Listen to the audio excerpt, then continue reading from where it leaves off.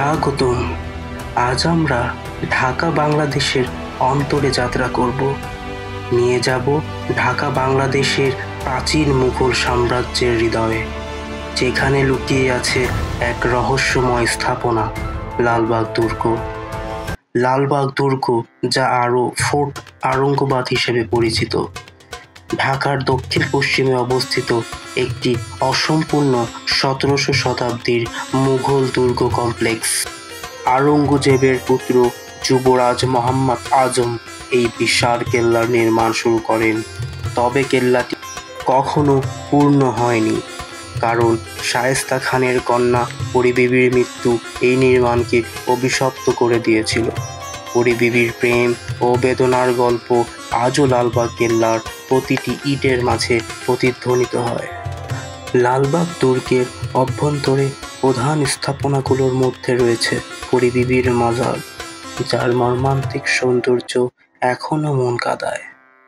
দিওয়ানে আম, যেখানে রাজকীয় সিদ্ধান্তগুলো নেওয়া হতো, এবং লালবাগ মসজিদ, যার প্রতিটি খোদাই নিখুঁত শিল্পকর্মের উদাহরণ। প্রতিটি স্থাপনায় মুঘল স্থাপত্যের ছোঁয়ায় খুব নিখুঁত নকশায় বানানো, ঠিক যেমন সে সময় ভারতের লালকেল্লা, ফতেপুর সিকরি কিংবা হুমায়ুনের সমাধিসৌধ, আগ্রার তাজমহল যে নিখুঁত নকশায় নির্মিত হয়েছে। আমরা প্রত্যেকেই জানি লালবাগ দুর্গ মুঘল স্থাপত্যের একটি জীবন্ত উদাহরণ।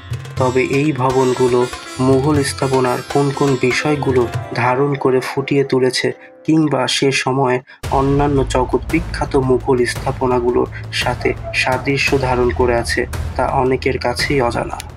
সেই সব বিষয় বা মুঘল স্থাপত্যের গোপন মানদণ্ডগুলো আমরা খুঁজে বের করার চেষ্টা করব, যাতে প্রতিটি মানুষ এই স্থাপনাগুলোর সামনে দাঁড়ালে তাদের ভাষা বুঝতে পারে। আমরা ফুটিয়ে তুলব লালবাগ দুর্গের প্রধান তিনটি স্থাপনা, যা মূলত পুরো দুর্গের মূল মুঘল স্থাপত্যের নিদর্শন বহন করে। আর প্রথমেই আমরা শুরু করব মুঘল সুবেদার শায়েস্তা খানের কন্যার সমাধিস্থল থেকে, যেটি কিনা প্রবেশ মুখেই নজর কাড়ে সবার। তাহলে চলুন ঢাকার হৃদয়, যেখানে প্রতি পাথরে ইতিহাসের গুঞ্জন শোনায়।